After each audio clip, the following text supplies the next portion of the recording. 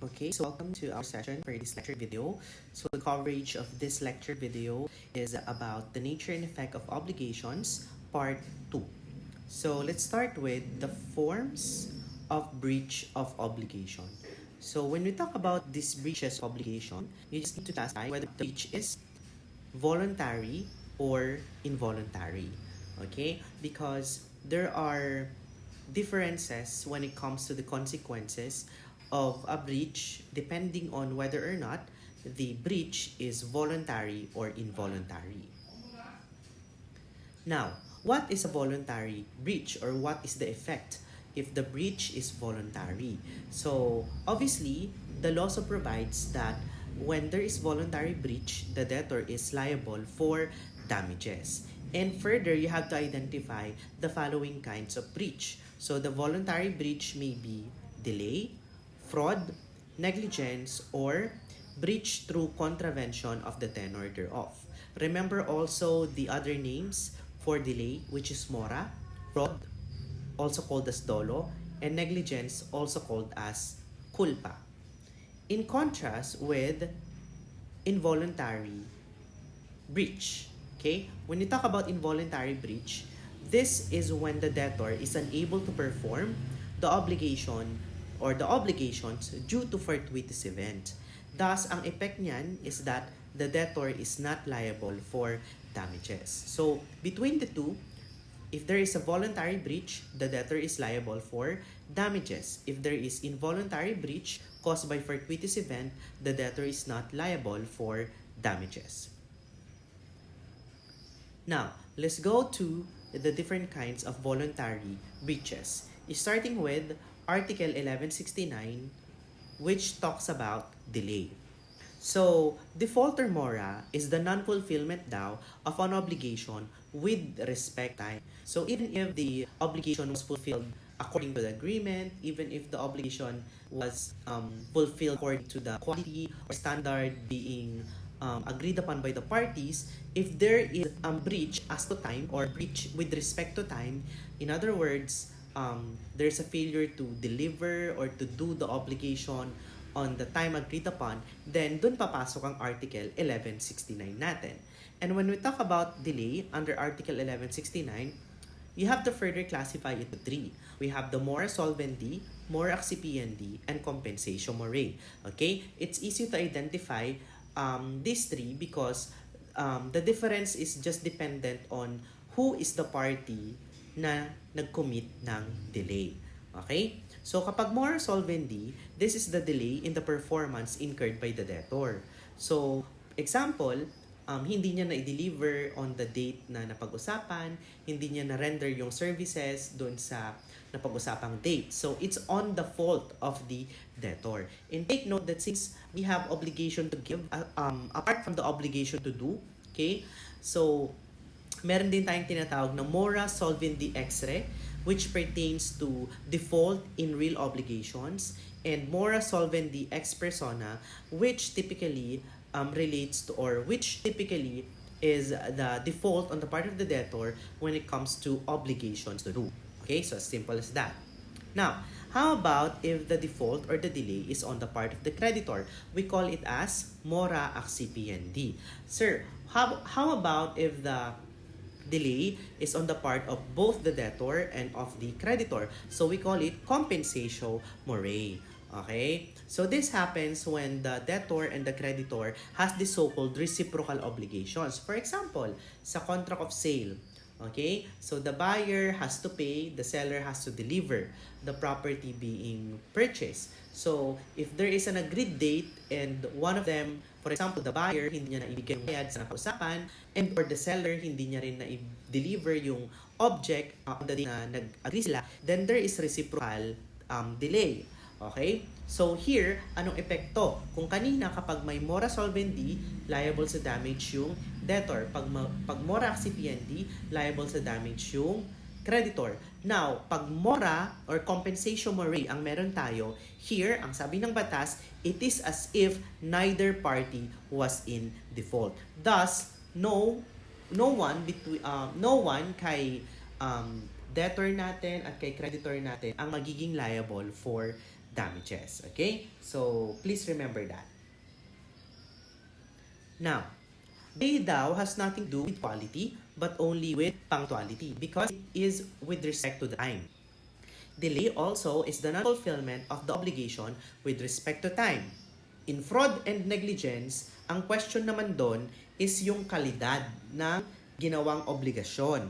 Even if performed on time, if there is a question on the quality, papasok yun sa fraud and negligence. Dito sa delay, even if the quality is excellent, but the performance is not in due time, the debtor is liable. Okay? So, although pare-pareho naman silang breach, no? But it depends on the reason and it depends on what kind of breach are we talking about. But at the end of the day, okay, once there is a voluntary breach, the party who committed or who is responsible for the breach is liable for damages.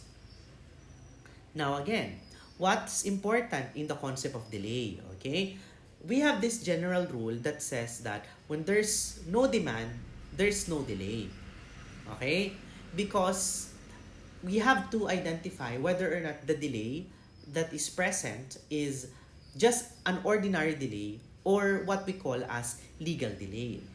The only time that ordinary delay will become legal delay is when there is demand. But sir, when is there ordinary delay? When is there legal delay? There is ordinary delay when there is non-fulfillment of the obligation on the time agreed upon without demanding the debtor. Now, kung there is non-fulfillment on the time agreed upon tapos nag-demand na ngayon yung creditor, then the ordinary delay will now become legal delay.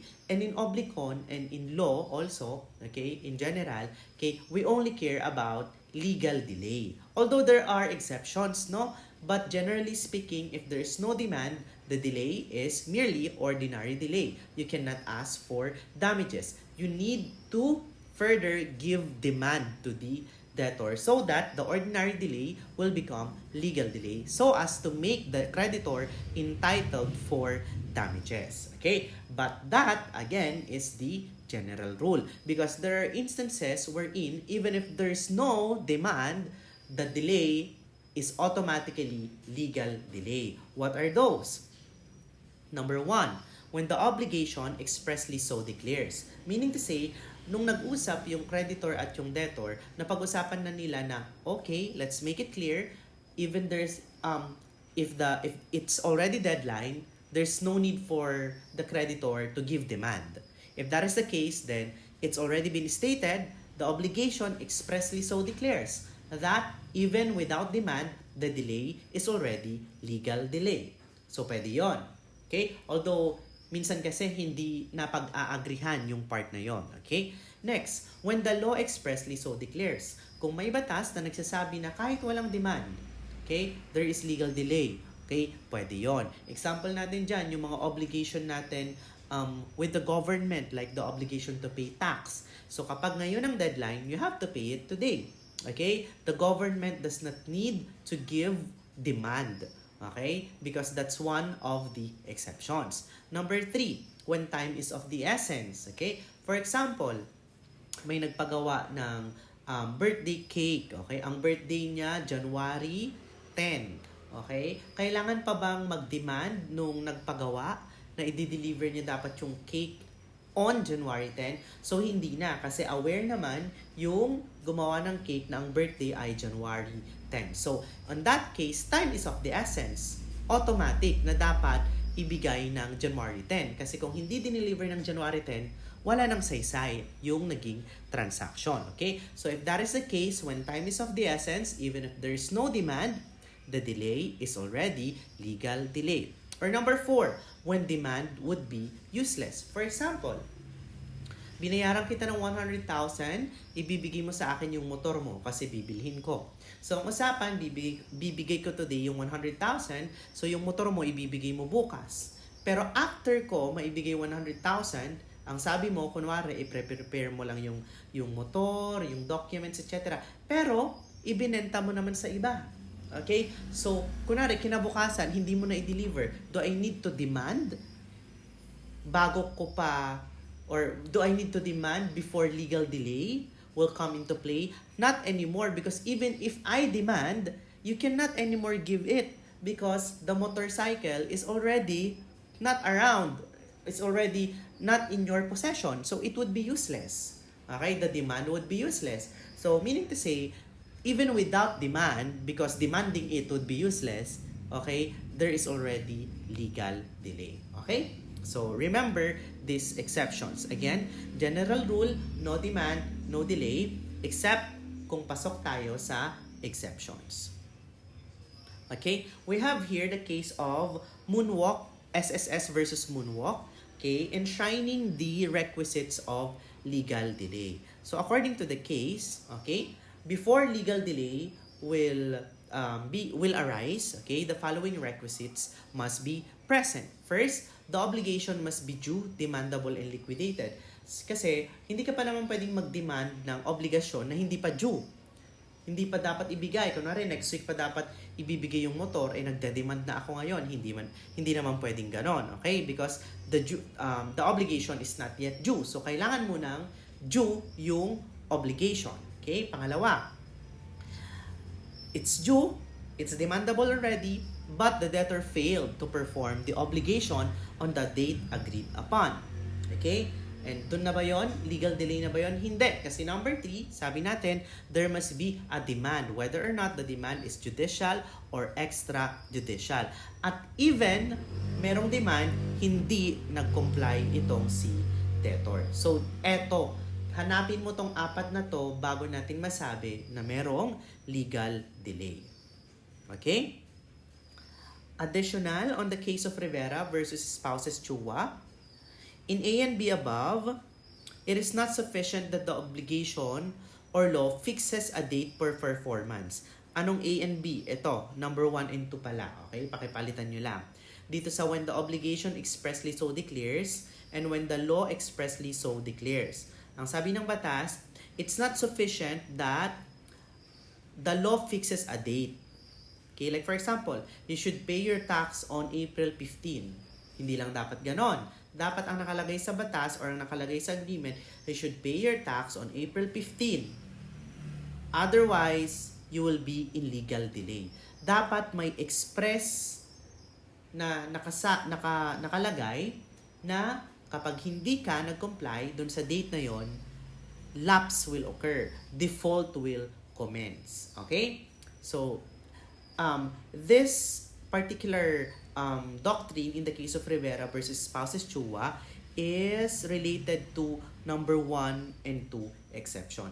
The law or the agreement must be clear that aside from the date to which the obligation must be fulfilled on, okay, there must be an express indication on the agreement or on the law that failure to do so will result to default or delay. Okay? So, I hope we're clear with that. Also, on the same case, the promissory note is a promissory note that states a particular date, okay, and contain terms that effectively made non-payment on that date a default is already enough. Like for example, you have to pay on December 13, 1995. Kung ganun lang, kulang. Okay, dapat nakalagay na you have to pay on December 13, 1995. Okay, failure to pay will result to default. It must be clearly indicated like that. Okay, so I hope we're clear with that. Now, let's go to reciprocal obligation. Ito yung sinasabi natin kanina dun sa compensation moray. Okay, so according to Article 1169, neither party daw incurs in delay if the other party does not comply in a proper manner with what is incumbent upon him. Because from the moment one of the parties fulfills his obligation, delay by the other begins. For example, contract of sale. Babayaran ko ngayon, ibibigay mo rin dapat ngayon yung binili ko. Eh hindi ako nagbayad. Malamang hindi mo rin ibibigay yung binili ko. Pwede mo ba akong sabihin na, oh hindi ka nagbayad, you're in default, you should pay damage? No. You cannot say that because the obligation that we are in is a reciprocal obligation. It's a give and take obligation. Okay? The only time I will be in delay in payment is when you already give the thing that I purchase. So, kung hindi mo pa binigay yung binili ko sa'yo, hindi mo pwedeng sabihin na hindi mo pwedeng sabihin na in delay na ako. Okay? Pero meron tayong twist dyan. Okay? Because some reciprocal obligation, kaliwaan. Bigay ko ngayon, bigay mo rin ngayon. But some reciprocal obligations are like this. Bigay ko today, yung binili ko, bigay mo next week. Okay? There is a date agreed upon. So, sir, what if ganon? Kailangan kong magbayad today, pero ang napag-usapan namin, i-deliver niya next week. Kasi kunwari, hindi pa available yung object na binili. Pwede ba yon? Yes. So, pwede bang pumasok ang delay doon, sir, kapag hindi ako nagbayad today? The answer is yes. Okay? So, in reciprocal obligation, let me be clear, okay? You have to identify whether or not the reciprocal obligation is yung kaliwaan ba? Or reciprocal obligation na merong sariling date yung pag-fulfill ng obligation ng both parties. Okay? Maliwanag. Kasi kung kaliwaan, delay only will arise if one of the parties already fulfilled his obligation. Kapag hindi pa niya na-fulfill, walang magiging delay. Okay? But, if there is a date being agreed upon, kunwari ngayon ko babayaran, pag hindi ko binayaran ngayon at nag-demand siya, legal delay ako. Sir, kahit hindi pa niya binigay, yes, kasi may usapan naman na next week niya pa ibibigay yung binili kong object. Okay? So, I hope we're clear with that. In law, a reciprocal obligation, also known as a reciprocal agreement, is a duty owned by one individual to another and vice versa.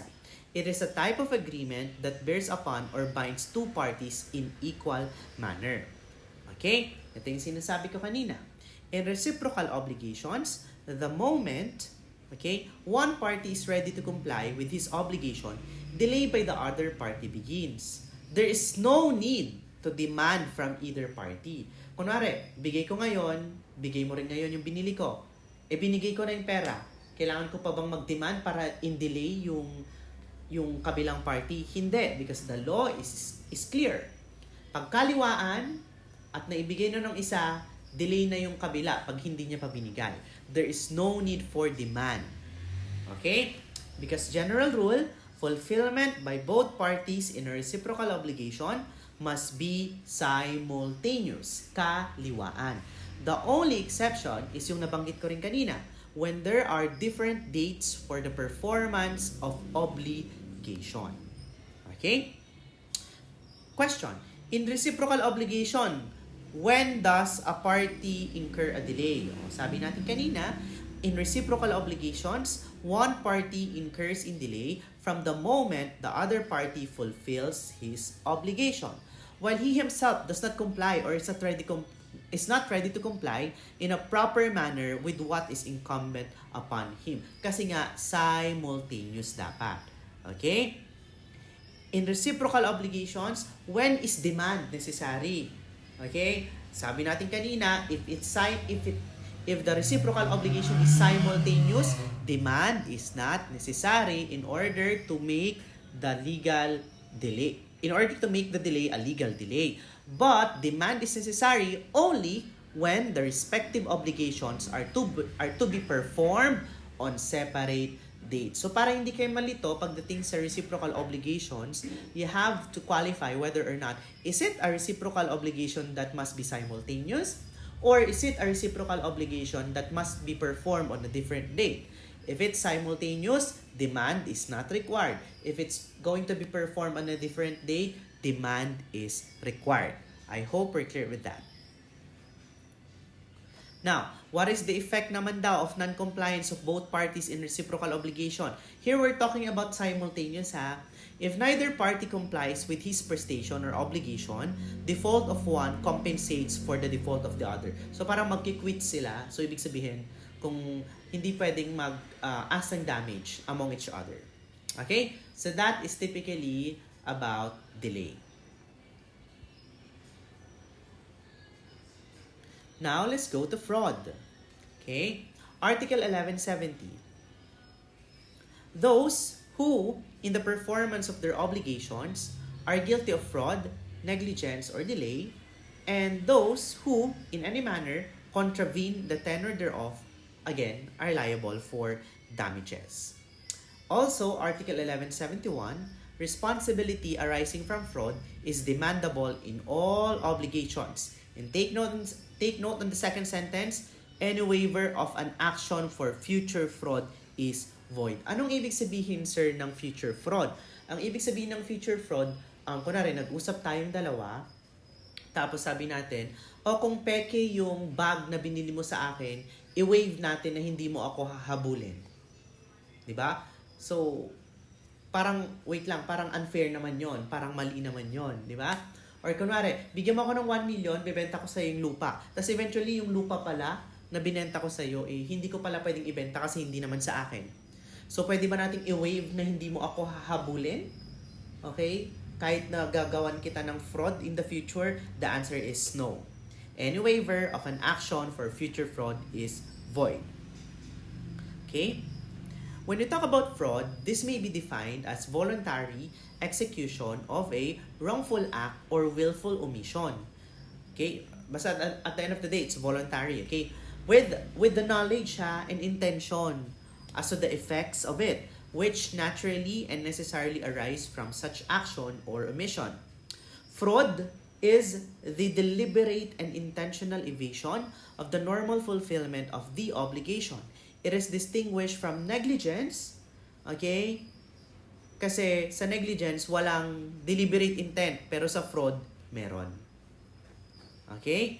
In addition to Article 1170 and 1171, fraud is also governed by Article 1338, 1339, and 1344. Okay, let's go to that one by one. 1338. There is fraud when, through the insidious words or machinations or one of the contracting parties, okay, the other is induced, na paniwala, na persuade, no, to enter into a contract which without them he would not have agreed into.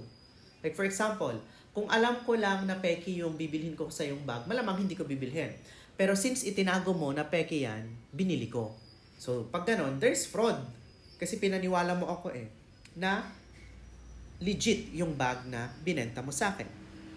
Okay? Kasi naniwala ako sa'yo kasi sinasabi mo na expert ka sa mga bags. Okay? 1339. Failure to disclose facts when there is a duty to reveal them. Of course, you have the duty to reveal them. Okay? As when the parties are bound by confidential relations constitutes fraud.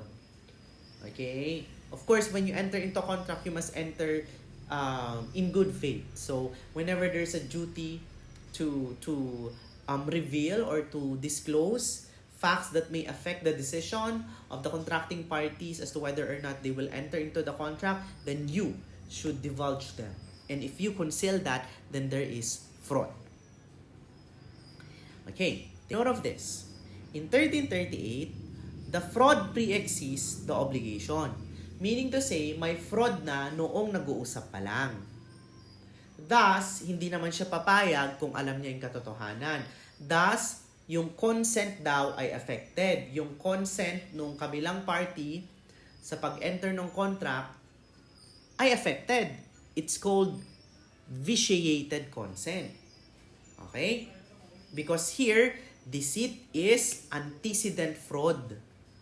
Okay? May deceit na nung nag-uusap pa lang na kapag alam yung katotohanan, okay, hindi mag-enter doon sa contract yung kabilang party. That's under Article 1338. Di ba dalawa yung provision na binasa natin kanina? 1338 saka 1344. Okay?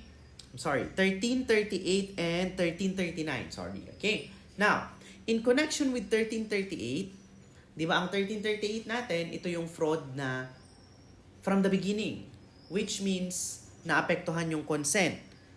In legal term, resulted to vitiated consent.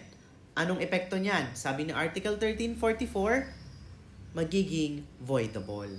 Sir, anong ibig sabihin ng voidable? Ang ibig sabihin ng voidable class, madidiscuss natin to further sa contracts, okay? Pwedeng ipa-cancel. Okay? Pwedeng tawag nito, pwedeng ipa-annul. The most the appropriate term is annul. Magkakaroon ng annulment of contract. Okay? Because the contract is voidable. Why is it voidable? Because the consent is vitiated. What is the ground or what makes the consent vitiated? The fraud which happens from the beginning. Okay? So, take note ha, ang fraud, kailangan nyo rin i-qualify. Meron yung fraud na nag-vitiate ng consent. Meron naman yung incidental fraud lang. Pag incidental fraud lang, hindi pwede ang annulment. Okay? Ang pwede lang, damages. Pag fraud na nag-vitiate ng consent, pwede ang annulment. Pag incidental fraud lang na hindi nag-vitiate ng consent, damages lang. Hindi pwede ang annulment. Okay? Sir, kailan din merong incidental fraud? Okay? Magkakaroon tayo ng incidental fraud. Kunwari, nung una, hindi naman kita niloloko. Okay? Tapos, nung i-deliver ko na yung obligasyon ko sa'yo, dun ko na biglang naisip na palitan. So, damages lang yon. Okay? Are we clear with that?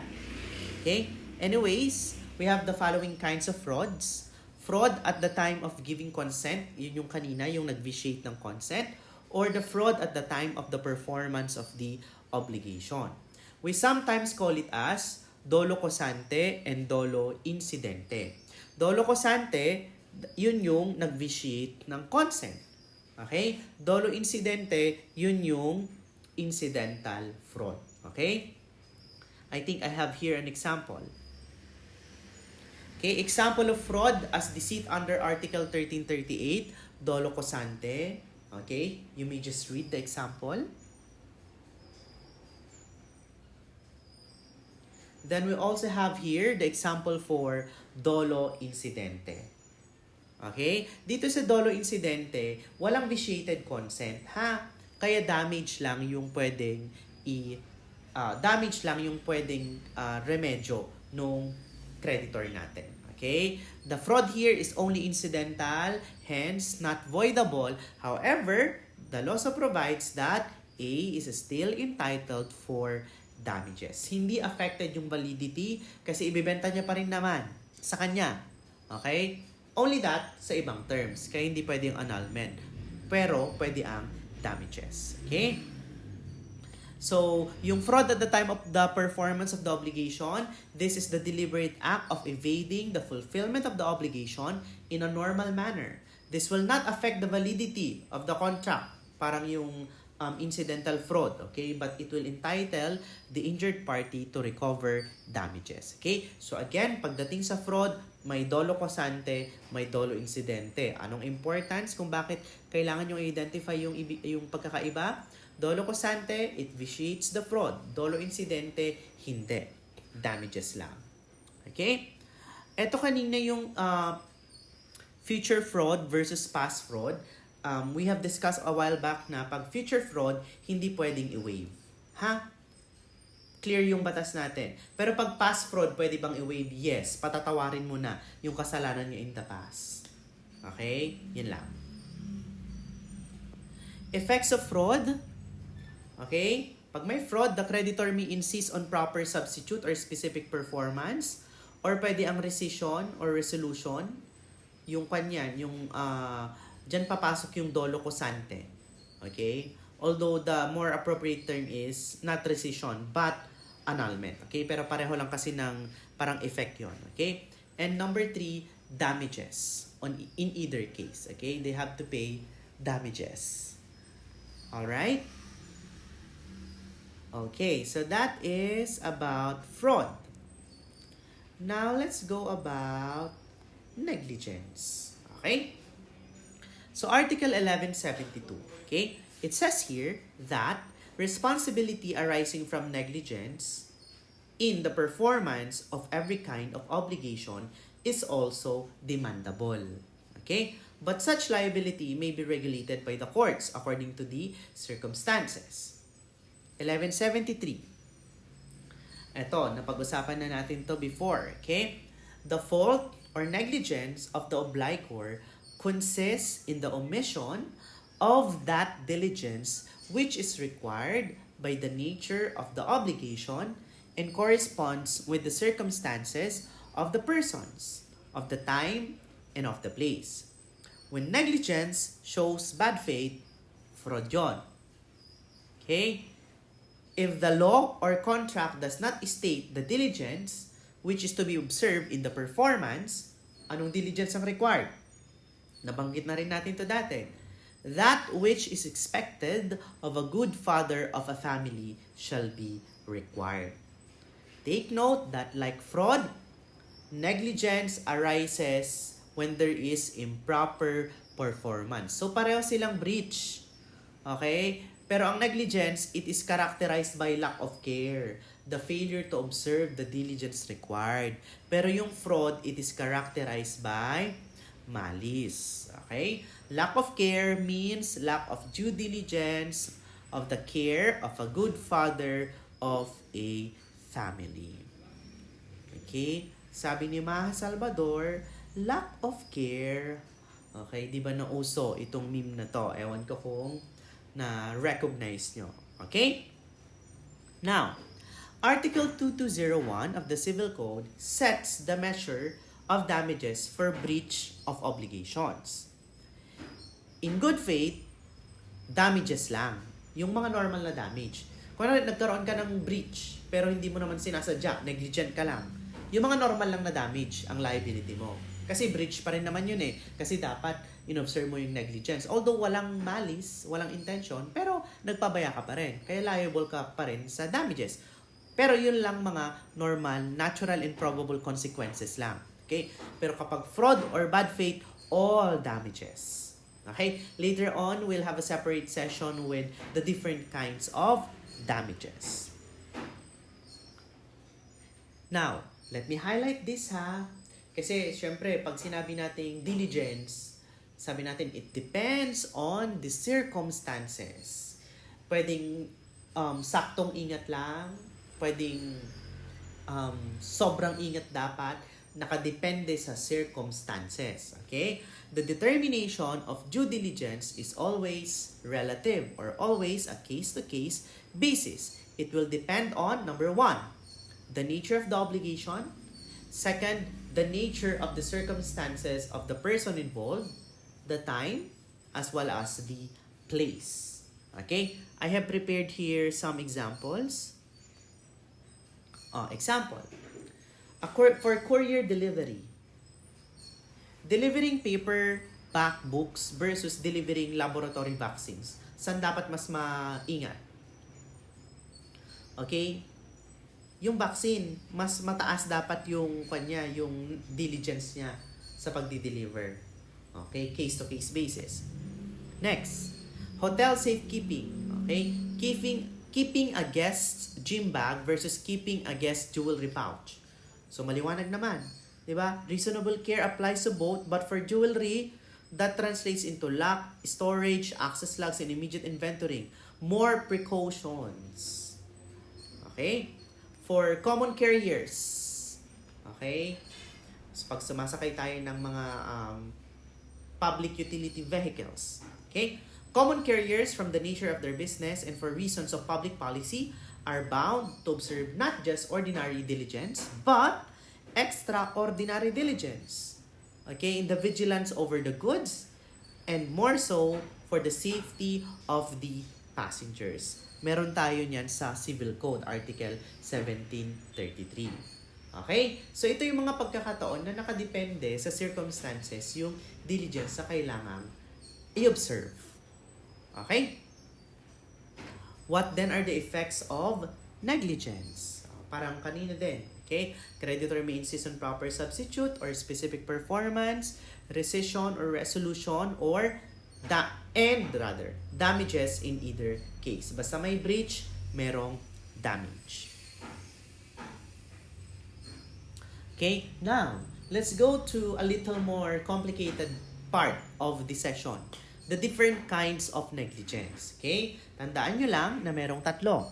We have culpa contractual, quasi-delict, and culpa criminal. Okay? Unahin natin yung pinaka importante at pinaka mas ma-encounter nyo. culpa contractual or the contractual negligence. Okay?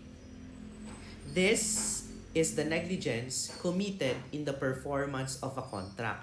So, dapat merong contract. Tapos, doon sa contract, yung mga obligation mo na yon, hindi mo na-perform ng maayos kasi hindi mo na-observe yung proper diligence. Okay? Relative to this is the case of Mother Goose Special School System Incorporated versus Palaganas. So, ito yung facts ng case. Riz Palaganas, a grade school student at Mother Goose School, was punched multiple times by classmates Mark D. and Noel Fernandez inside the classroom, unsupervised since the teacher had left. The incident caused bruises, but the school failed to promptly inform Riz's parents and failed to take disciplinary action against the offenders. And sinabi pa nila, it's just an incident of teasing. Now, despite the repeated requests from Riz's parents for an investigation, the school mishandled the situation. The Palaganas spouses, yung magulang, filed a complaint for damages. Sinong kinasuhan nila? Yung school.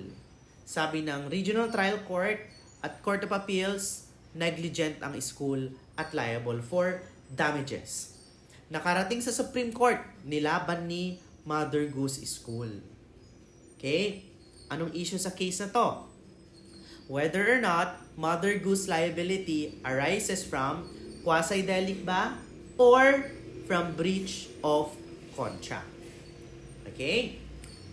Ang sabi ng Supreme Court, ang obligation daw from contracts arises when parties entered into a contract, voluntarily entered into a contract, binding themselves. Okay? In a student-school relationship, okay, pag nag-enroll yung estudyante, acceptance of enrollment creates a contract. Di ba? And failure to provide a safe learning environment amounts to a breach of contract. In culpa contractual or diligence or contractual negligence, negligence is presumed when there is a breach. Okay, upon proof of breach. Okay, and the burden shifts to the obligor, to the school, na sabihin na nag-exercise sila ng diligence. Once there is a breach, once nagkaroon ng aksidente sa loob ng school, matik breach na yon. Matik papasok na daw siya sa contractual negligence.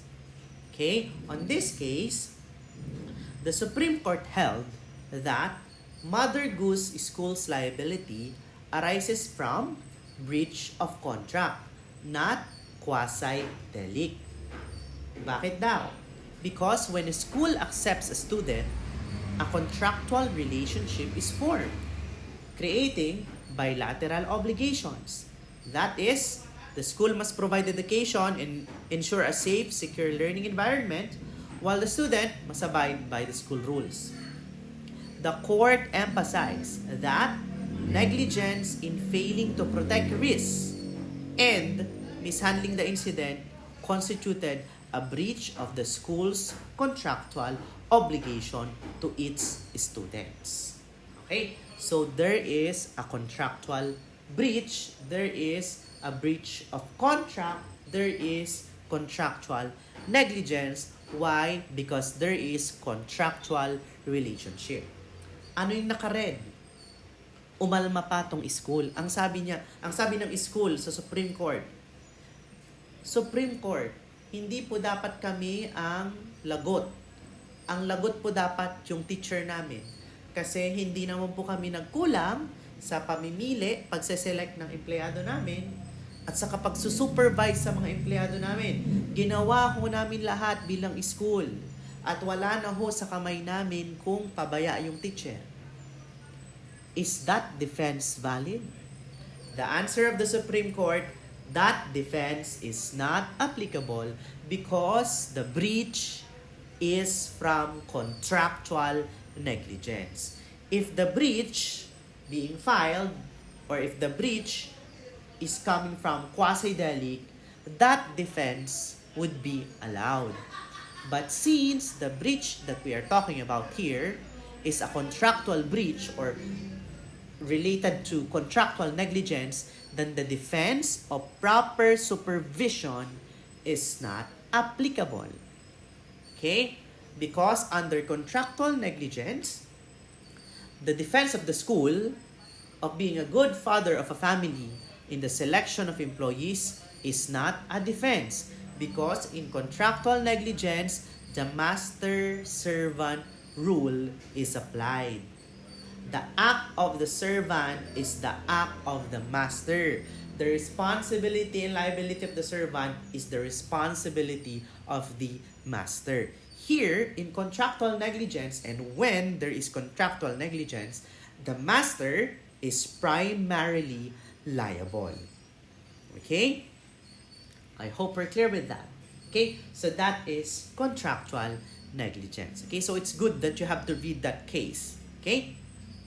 Number 2, civil negligence or quasi-delict. Okay? This is the wrong or negligence committed independent of contract. Walang contract. Pero wala namang intent na kriminal. Negligence lang. Failure lang to observe the diligence. Pero walang kontrata. Okay? What's the catch here? Okay? In quasi-delict, the master-servant rule does not apply and due diligence in selection and supervision is a valid defense. Kung kanina, sa contractual negligence, mag-a-apply ang master-servant rule. That's why yung depensa na pinili naman nila yung empleyado nila ng maayos, na sinupervise naman nila yung empleyado nila ng maayos, hindi uubra yon sa contractual negligence. Pero sa quasi-delict, that is a valid defense. That's how important that you should know what negligence is present.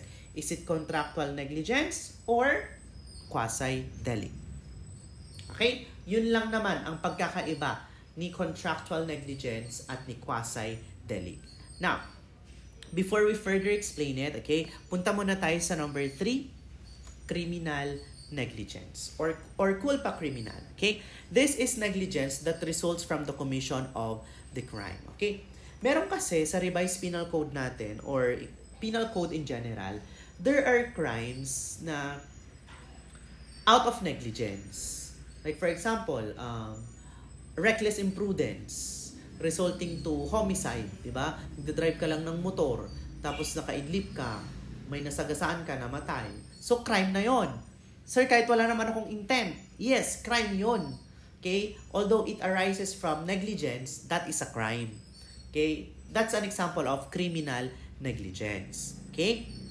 Ano naman ang catch nito compared with culpa contractual and quasi-delict? Okay? Here, defense of a good father of a family in the selection and supervision of employees is not a defense because the employee's guilt is automatically the employer's guilt. So, para siyang culpa contractual that master-servant rule apply.